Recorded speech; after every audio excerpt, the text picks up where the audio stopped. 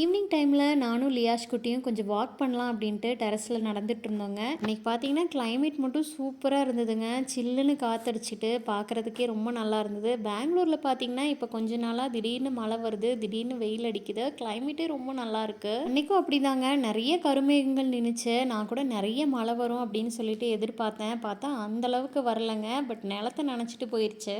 எங்கள் வீட்டை விட்டு வெளியே வந்தாவே ஃபஸ்ட்டு பார்க்குற வியூ இதுதாங்க. இந்த மாதிரி நிறைய செடியும் தென்னை மரமும் இருக்கும். இன்னொரு பக்கம் பார்த்தீங்கன்னா லேக் இருக்கும். மழை பெஞ்சதுனால சுற்றியும் பார்க்குறதுக்கு அப்படியே பச்சை பசேல்னு ரொம்ப அழகாக இருந்ததுங்க. என்னதான் இந்த பையனை தூக்கிட்டு வாக்கிங் அரை மணி நேரம் சுற்றினாலுமே வீட்டுக்குள்ளே வந்தாலுமே இவன் கூடயே இருக்கணும்னு எதிர்பார்ப்பாங்க. அதனால் முடிஞ்ச வரைக்கும் என்னோட ஹஸ்பண்ட் இருக்கும்போதே மேக்ஸிமம் ஒர்க் எல்லாம் முடிச்சிருவாங்க. அதுக்கப்புறமா அவன் கூட மட்டும்தான் நான் டைம் ஸ்பெண்ட் பண்ணுவேன். டின்னருக்கு அவகேடோ பனானா பியூரி தாங்க பண்ணியிருந்தேன். இதோட ரெசிபி நான் கீழே போடுறேன், கண்டிப்பாக போய் செக் பண்ணிக்கோங்க. அதுக்கப்புறமா தம்பியை சாப்பிட வச்சு தூங்கவும் வச்சுட்டேங்க. மறக்காமல் என்னோட சேனலை சப்ஸ்கிரைப் பண்ணி சப்போர்ட் பண்ணிடுங்க. நன்றி.